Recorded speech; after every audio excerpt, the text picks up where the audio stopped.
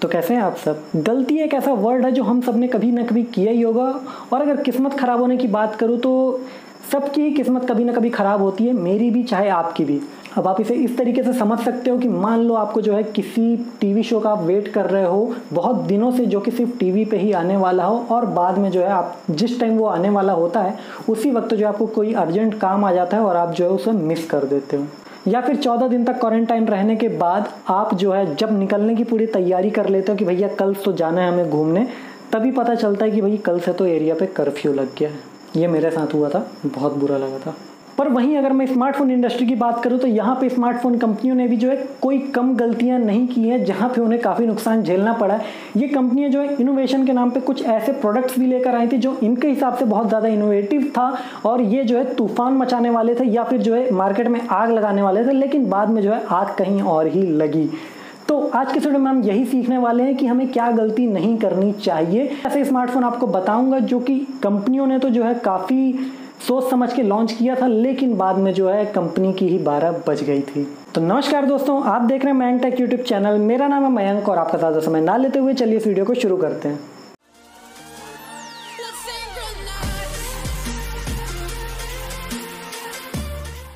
तो इस लिस्ट में सबसे पहले फ़ोन की बात करेंगे उस कंपनी के फ़ोन के बारे में जिसने वर्ल्ड का सबसे पहला फ़ोन जो है वो बनाया था। जी हाँ, मैं यहाँ पे बात कर रहा हूँ मोटरोला के बारे में। मोटरोला ने 2008 में मोटरोला ऑरा फ़ोन बनाया था, जिसकी जो है मेन हाईलाइट ये थी कि उसमें जो है सफ़ायर लेंस का यूज़ किया गया था। अभी के टाइम पे अगर मैं सफ़ायर लेंस के बारे में बताऊं आपको, तो अगर कोई कंपनी सफ़ायर लेंस का यूज़ करती है तो यहाँ पे जो है काफ़ी बढ़ा चढ़ा कर बताती है। इस फ़ोन में उस लेंस का यूज़ हुआ था 2008 में। बेसिकली ये यूज़ होता है महंगे महंगे घड़ियों में, वॉचेज़ में, जैसे कि रोलेक्स आपने देखा होगा, उसमें ये सफ़ायर लेंस का यूज़ होता है। TFT स्क्रीन थी इसमें जो है राउंड कॉर्नर वाली, जो कि देखने में लुक बड़ा प्यारा था इस फ़ोन का। अगर मैं बिल्ड की बात करूं तो यहाँ पे जो एल्यूमिनियम और स्टील की जो है बिल्ड थी, मतलब काफ़ी सॉलिड बिल्ड थी इस फ़ोन की। लेकिन यहाँ पे जो है इसका जो प्राइस टैग था वो था $2000। 2008 में जो है $2000 में ये फ़ोन बेचने आए थे। मतलब क्या ही बोले इनको। जहाँ पे अगर 2020 में भी अभी $2000 की बात करें तो भैया बहुत ही महंगा होता है, तो 2008 में $2000 का फ़ोन लेकर आ गए थे। खैर इतना महंगा फ़ोन था तो कुछ ना कुछ तो जो है इसमें स्पेशल होगा इस फ़ोन में।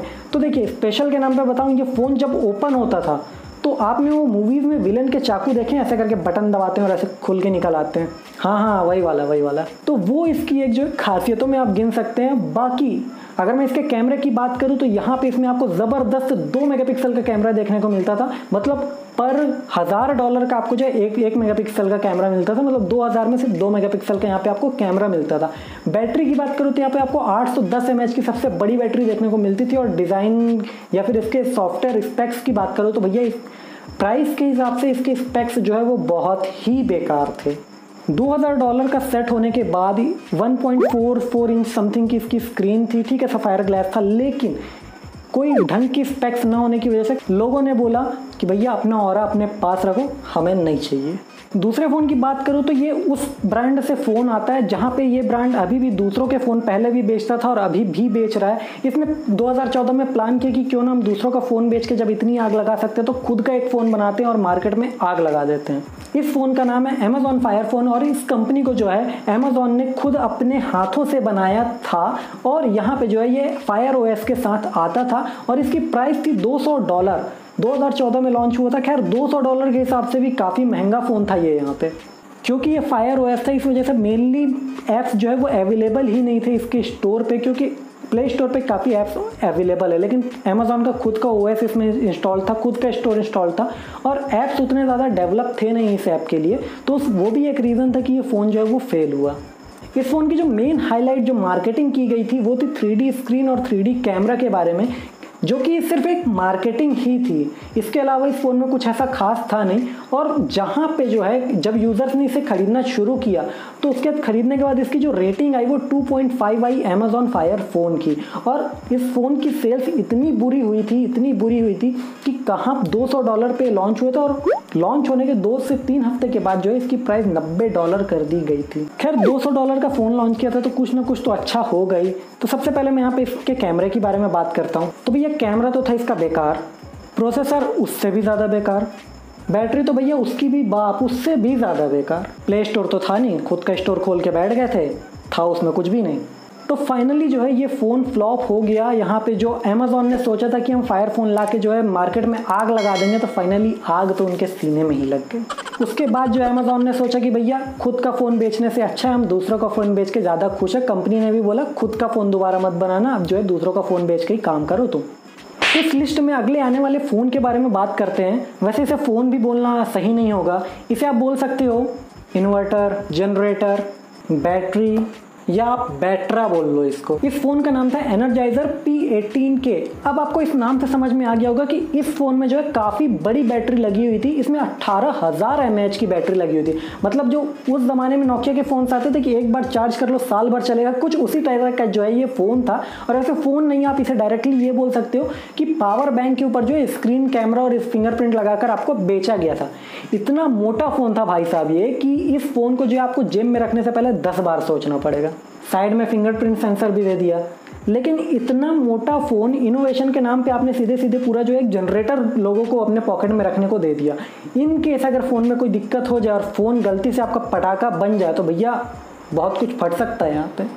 तो यहाँ पे लोगों ने फाइनली बोला भैया फ़ोन अपने पास रखो, हमें इतने बैटरी या बैटरी की ज़रूरत नहीं है। और फाइनली ये फ़ोन जो है मार्केट में फ्लॉप हो गया। अगले फ़ोन की बात करो तो इसका नाम है ब्लैकबेरी स्टॉर्म। जैसा कि आपको नाम से ही समझ में आ गया होगा कि भैया तूफान मचाने आया था ये फ़ोन, लेकिन इसका तूफान ऐसा मचा इस फ़ोन का कि कंपनी का ही जो है मैक्सिमम ज़्यादातर नुकसान हो गया। अब ब्लैकबेरी जो है ऐसी कंपनी थी उस टाइम पे, जैसे कि अभी आईफोन हम किसी के हाथ में देखते हैं तो हम बोलते ना कि यार बंदा जो है रईस होगा, तो वैसे ही जो है ब्लैकबेरी की इमेज थी, जहाँ पे अगर किसी बंदे के हाथ में अगर फ़ोन देख लेते थे ब्लैकबेरी का तो वहाँ सोचते थे कि यार ये कोई अच्छा अमीर बिजनेसमैन ही होगा। तो जब टच स्क्रीन फ़ोन की जो है काफ़ी ज़्यादा आने शुरू हो गए मार्केट में, टच स्क्रीन फ़ोन का क्रेज़ बढ़ गया, तो वहीं जो है ब्लैकबेरी ने भी सोचा कि क्यों ना हम भी अपना जो है टच स्क्रीन फ़ोन निकालें। लेकिन यहाँ पे ब्लैकबेरी के साथ प्रॉब्लम ये हो गई कि उसने सोचा तो था टच स्क्रीन फ़ोन निकालने का, लेकिन उसने जो है प्रेस स्क्रीन फ़ोन निकाल दिया। लिटरली भाई अगर उस फ़ोन को जो है आपको चलाना होता था ना तो उसको आप उसकी स्क्रीन को आपको जो है प्रेस करना पड़ता, टक टक की आवाज़ आती थी, ऐसा उसने खतरनाक फ़ोन बनाया था। तो खैर यहाँ पे जो है जो इस स्टॉर्म का तूफान मचा था उससे जो है सबसे ज़्यादा नुकसान कंपनी को ही हुआ और लोगों ने मैक्सिमम जो इनके यूज़र थे उन्होंने वहीं उसी वक्त पे जो है इस कंपनी को टाटा बाय बाय बोल दिया। और अभी का टाइम तो वैसे भी कोई लेता भी नहीं भी। खैर जब इतने बड़े बड़े स्मार्टफोन फेल्स के बारे में हम बात कर रहे हैं तो वहाँ पे इंडियन कंपनी ना हो ऐसा तो हो नहीं सकता। तो वैसे ही जो है एक कंपनी और आई थी रिंगिंग बेल्स नाम की, जिसका नाम आपने ज़रूर सुना होगा। फ़ोन का नाम था फ्रीडम 251।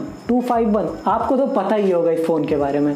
भैया मार्केट में बहुत ज़्यादा हाइप बनी थी इस फ़ोन की। भैया मतलब फ़ोन के पीछे तिरंगा झंडा लगा के जो है एडवर्टीजमेंट कर रहे थे। मतलब पूरी देशभक्ति जो अभी के टाइम पे जो देखने आ रही है, अभी से नहीं भैया तब भी चल रही थी। जहाँ पे जो इन्होंने वादा किया था कि भैया हम 251 रुपये में लोगों को फ़ोन देंगे। मतलब 251 रुपये, आप सोचो उस प्राइस में लोगों ने इतना बुक किया था इस फ़ोन को कि अगर वो फ़ोन गलती से आ जाता तो वहाँ पे जो हर बच्चा अपने जेब में 4 फ़ोन लेके घूम रहा होता। खैर इसकी बुकिंग शुरू हुई, इसके सारे सर्वर भी क्रैश हुए और फाइनली बाद में जो है पता चला कि भैया ये तो फ़ोन है ही नहीं। इंडिया का बहुत बड़ा स्कैम ये निकल कर आया था, जहाँ पे जो है भैया इतने सारे लोगों के साथ फ्रॉड किया गया था कि 251 रुपये का फ़ोन देंगे। खैर इस चीज़ के लिए जो है बाकी लोगों ने जब डिस्कस किया था इस बारे में तो कई लोगों ने क्लियर कट बोला था कि 251 रुपये में फ़ोन देना जो है वो इम्पॉसिबल है। इस कंपनी के ऊपर जो है काफ़ी केस हुए थे उसके बाद, और भैया क्या ही बताऊं। तो फाइनली इससे ये समझ में आया कि भैया फ्रीडम ने जो है हमारी सबकी फ्रीडम छीन ली और ये फ़ोन जो है आने से पहले ही सबका काट के चली गई। क्या तो इस लिस्ट के अगले फ़ोन की बात करते तो भैया ये इतना मस्त फ़ोन था कि यहाँ पे जो है लोगों ने इस फ़ोन को खरीदने के बाद जो इसे यूज़ किया और फाइनली जो है जेब में रख दिया। अब जेब में रखने के बाद हुआ ये कि वो लोग ये भूल गए कि भैया जेब में तो उनके पटाखे भी रखे थे और वो फूट गए। तो कुछ ऐसा जो है इंसिडेंट निकल के आया सैमसंग के नोट 7 के साथ में, जो कि आपने बहुत अच्छे से सुना होगा। और इस फ़ोन में जो कुछ डिज़ाइन फ्लॉ थे जिस वजह से जो है बैटरी में जो है इनफ स्पेस नहीं मिल पा रहा था, उस वजह से जो है बैटरी जो है ब्लास्ट होनी शुरू हो गई थी, स्पार्क होनी ब्लास्ट होनी शुरू हो गई थी। और इतना गंदा जो है इसका सीन बना था कि कभी जो है सड़क पे कभी बैठे हैं तो कहीं भी जो है ये फ़ोन जो है दिवाली मनाना शुरू कर देता था खुशी के मारे। और उस वजह से जो है इस फ़ोन की इतनी बदनामी हुई, सैमसंग की इतनी मार्केट डाउन हुई, इतनी इमेज वैल्यू कम हुई कि कुछ बता नहीं सकते हैं। खैर इसके बाद जो है सैमसंग ने नोट 8 के साथ जो है वापस कम बैक किया और लोगों ने जो है उस चीज़ को एक्सेप्ट किया। लेकिन उससे पहले जितने लोगों ने भी जो है इस फ़ोन को ख़रीदा था उनके साथ जो है काफ़ी दुर्घटनाएं भी घटी। कई लोगों का जो है दिवाली मन गया, कई लोगों का बहुत कुछ फट गया इस चक्कर में। खैर इसके बाद भी जो है सैमसंग ने जितने भी यूज़र के पास फ़ोन थे उसे जो है रिकॉल भी करवाया था, तो वो एक अच्छी बात है। तो इस लिस्ट के आखिरी फ़ोन के बारे में बात करते हैं। तो यहाँ पे मैं बात करने वाला हूँ आपसे तितली वाले फ़ोन के बारे में। समझ में आया? नहीं? ठीक है, मैं आपको बताता हूँ।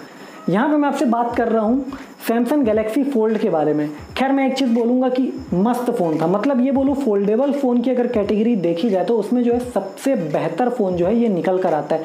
लेकिन इसमें जो है एक छोटी सी प्रॉब्लम थी।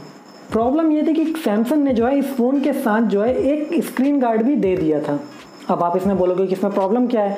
ये तो अच्छी बात है कि भैया चलो कंपनी ने जो स्क्रीन गार्ड ऑलरेडी प्रोवाइड किया ताकि यूज़र्स को जो है बाहर से ना खरीदना पड़े। और जैसे कि लोगों को आदत होती है कि भैया कंपनी वाले स्क्रीन गार्ड यूज़ नहीं करेंगे, पहले नया नया फ़ोन है, चिकना चिकना स्क्रीन जो है चला के देखेंगे, और सब ने जो है वो स्क्रीन गार्ड उतार दिया। जैसे ही लोगों ने उस स्क्रीन गार्ड को उतारा उसके बाद लोगों को ये पता चला कि भैया वो तो स्क्रीन गार्ड था ही नहीं। उसके बाद ये पता चला कि भैया वो स्क्रीन गार्ड नहीं, स्क्रीन का ये पार्ट था। और उसके बाद जो है फ़ोन ने हाथ जोड़ लिए, बोले भैया अब मैं ना चल रहा, तुमने तो मेरा दिल का छिलका ही निकाल दिया। खैर इस इंसिडेंट के बाद जो है सैमसंग ने उस चीज़ से सीखा, और अच्छी बात ये थी कि उस टाइम तक जो है कस्टमर्स के पास ये फ़ोन आए नहीं थे, मेनली जो है रिव्यूअर्स के पास ये फ़ोन थे। और ये जब इशू हाईलाइट हुई तो उसके बाद सैमसंग ने जो है इसे सुधार भी लिया और काफ़ी अच्छे से जो है अपना कमबैक किया। तो वो एक अच्छी बात थी। लेकिन भैया मतलब स्क्रीन गार्ड वाली बात तो बहुत गंदी फैली थी भाई।